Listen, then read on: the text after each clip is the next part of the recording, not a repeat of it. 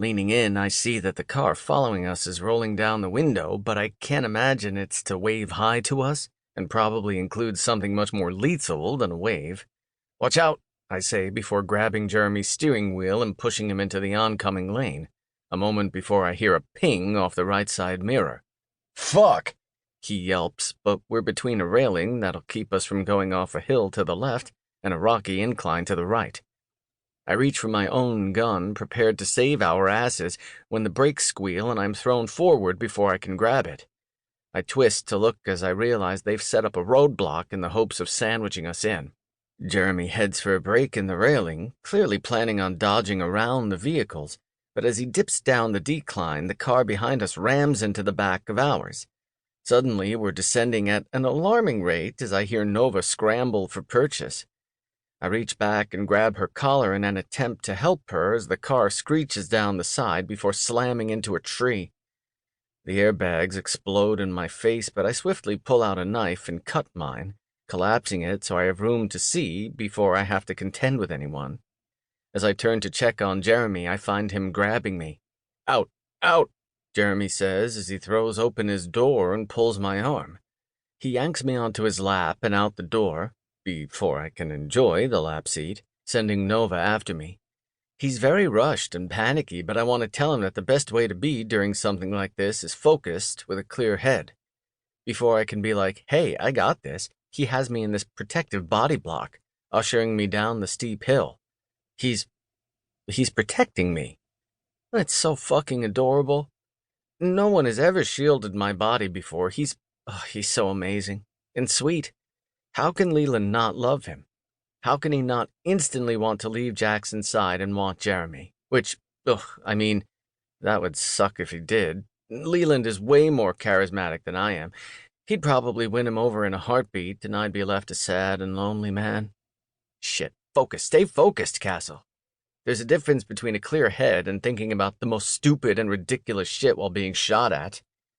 Jeremy grabs me and pulls me down behind a large fallen tree that hides a good bit of us. He grabs my cheeks in his hands, anxiety written over his face. Please stay here. Stay down.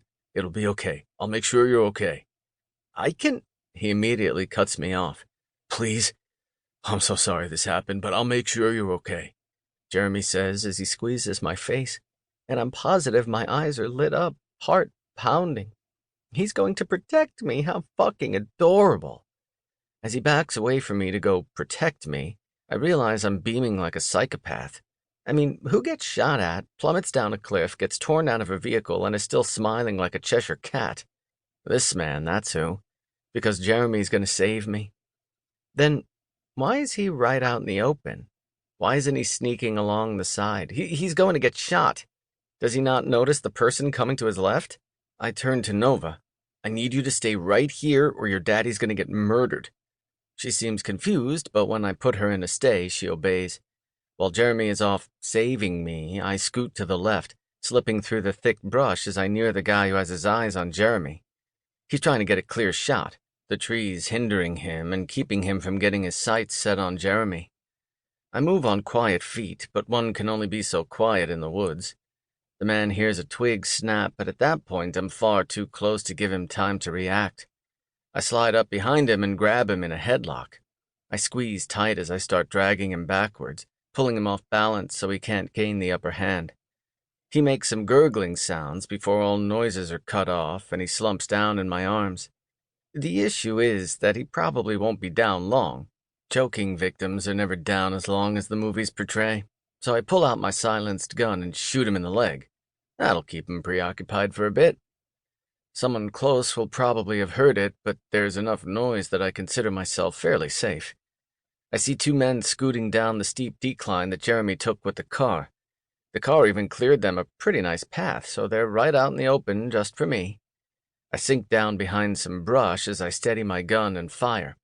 The first shot gets the guy who'd just been starting down the decline right in the chest.